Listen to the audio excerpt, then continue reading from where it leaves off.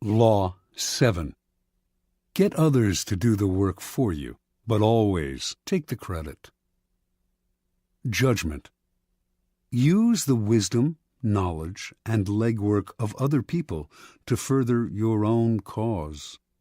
Not only will such assistance save you valuable time and energy, it will give you a godlike aura of efficiency and speed. In the end, your helpers will be forgotten and you will be remembered. Never do yourself what others can do for you. Transgression and observance of the law. In 1883, a young Serbian scientist named Nikola Tesla was working for the European division of the Continental Edison Company. He was a brilliant inventor, and Charles Batchelor, a plant manager and a personal friend of Thomas Edison, persuaded him he should seek his fortune in America, giving him a letter of introduction to Edison himself. So began a life of woe and tribulation that lasted until Tesla's death. When Tesla met Edison in New York, the famous inventor hired him on the spot. Tesla worked 18-hour days, finding ways to improve the primitive Edison dynamos. Finally, he offered to redesign them completely. To Edison, this seemed a monumental task that could last years without paying off. But he told Tesla, "There's $50,000 in it for you, if you can do it." Tesla labored day and night on the project, and after only a year, he produced a greatly improved version of the dynamo, complete with automatic controls. He went to Edison to break the good news and receive his $50,000. Edison was pleased with the improvement, for which he and his company would take credit. But when it came to the issue of the money, he told the young Serb, "Tesla, you don't understand our American humor," and offered a small raise instead. Tesla's obsession was to create an alternating current system, AC, of electricity. Edison believed in the direct current system, DC, and not only refused to support Tesla's research, but later did all he could to sabotage him. Tesla turned to the great Pittsburgh magnate George Westinghouse, who had started his own electricity company. Westinghouse completely funded Tesla's research and offered him a generous royalty agreement on future profits. The AC system Tesla developed is still the standard today, but after patents were filed in his name, other scientists came forward to take credit for the invention, claiming that they had laid the groundwork for him. His name was lost in the shuffle, and the public came to associate the invention with Westinghouse himself.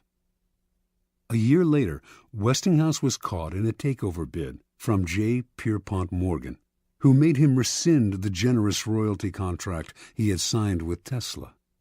Westinghouse explained to the scientist that his company would not survive if it had to pay him his full royalties. He persuaded Tesla to accept a buyout of his patents for $216,000. A large sum, no doubt, but far less than the $12 million they were worth at the time. The financiers had divested Tesla of the riches, the patents, and essentially the credit for the greatest invention of his career. The name of Guglielmo Marconi is forever linked with the invention of radio. But few know that in producing his invention, he broadcast a signal across the English Channel in 1899. Marconi made use of a patent Tesla had filed in 1897, and that his work depended on Tesla's research. Once again, Tesla received no money and no credit. Tesla invented an induction motor as well as the AC power system, and he is the real father of radio.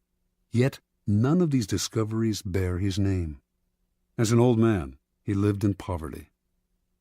In 1917, during his later impoverished years, Tesla was told he was to receive the Edison Medal of the American Institute of Electrical Engineers. He turned the medal down. "You propose," he said, "to honor me with a medal which I could pin upon my coat and strut for a vain hour before the members of your institute. You would decorate my body and continue to let starve for failure to supply recognition my mind and its creative products, which have supplied the foundation upon which the major portion of your institute exists. Interpretation. Many harbor the illusion that science, dealing with facts as it does, is beyond the petty rivalries that trouble the rest of the world. Nikola Tesla was one of those. He believed science had nothing to do with politics and claimed not to care for fame and riches. As he grew older, though, this ruined his scientific work. Not associated with any particular discovery, he could attract no investors to his many ideas. While he pondered great inventions for the future, others stole the patents he had already developed and got the glory for themselves. He wanted to do everything on his own, but merely exhausted and impoverished himself in the process. Edison was Tesla's polar opposite. He wasn't actually much of a scientific thinker or inventor. He once said that he had no need to be a mathematician because he could always hire one. That was Edison's main method. He was really a businessman and publicist, spotting the trends and the opportunities that were out there, then hiring the best in the field to do the work for him. If he had to, he would steal from his competitors. Yet his name is much better known than Tesla's, and is associated with more inventions.